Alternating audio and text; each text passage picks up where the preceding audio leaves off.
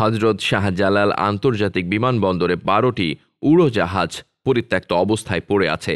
10 বছরের বেশি সময় ধরে পড়ে থাকা এসব উড়োজাহাজের মালিক বেসরকারি কয়েকটি এয়ারলাইন্স সংস্থাগুলো এখন বন্ধ। পরিত্যক্ত এসব উড়োজাহাজ সরিয়ে নিতে বেবিচক থেকে কয়েক দফা চিঠি দেওয়া হলেও সংস্থাগুলো থেকে কোনো সাড়া মেলেনি। এ কারণে রোববার একটি বিজ্ঞপ্তিতে উড়োজাহাজগুলো বাজেয়াপ্ত করার তথ্য জানায় বেসামরিক বিমান চলাচল কর্তৃপক্ষ। এখন নিলামের প্রস্তুতি চলছে। বিজ্ঞপ্তিতে বলা হয়, উড়োজাহাজ সহ আনুষঙ্গিক গ্রাউন্ড সাপোর্ট ইকুইপমেন্টস পার্কিং এরিয়াতে পরিত্যক্ত অবস্থায় পড়ে থাকায় আনুমানিক 1,92,100 স্কয়ার ফুট জায়গা দখল করে রেখেছে।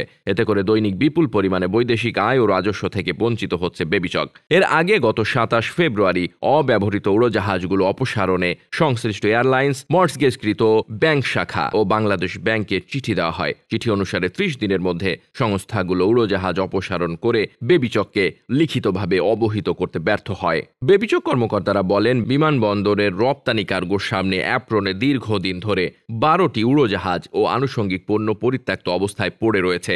এসব উড়োজাহাজের পার্কিং ও সারচার্জ বাবদ বকেয়া রয়েছে 800 কোটি টাকার বেশি। বিমানবন্দর উড়োজাহাজগুলো সরানো হলে যে জায়গা ফাঁকা হবে সেখানে কমপক্ষে 7টি উড়োজাহাজ পার্ক করা যাবে। পরিত্যক্ত অবস্থায় পড়ে থাকা উড়োজাহাজগুলোর মধ্যে সবচেয়ে বেশি 8টি ইউনাইটেড এয়ারওয়েজের, রিজেন্ট এয়ারওয়েজের 2টি, জিএমজি এয়ারলাইন্সের 1টি ও অ্যাঞ্চেল এয়ারওয়েজের 1টি রয়েছে। বেবিচকের chairman air vice marshal Mofidur Rahman বলেন, বিমানবন্দরে পড়ে থাকা উড়োজাহাজগুলো বাজেয়াপ্ত করা হয়েছে। উড়োজাহাজগুলো এখন নিলামের প্রস্তুতি চলছে। Desk report, বার্তাবাজার।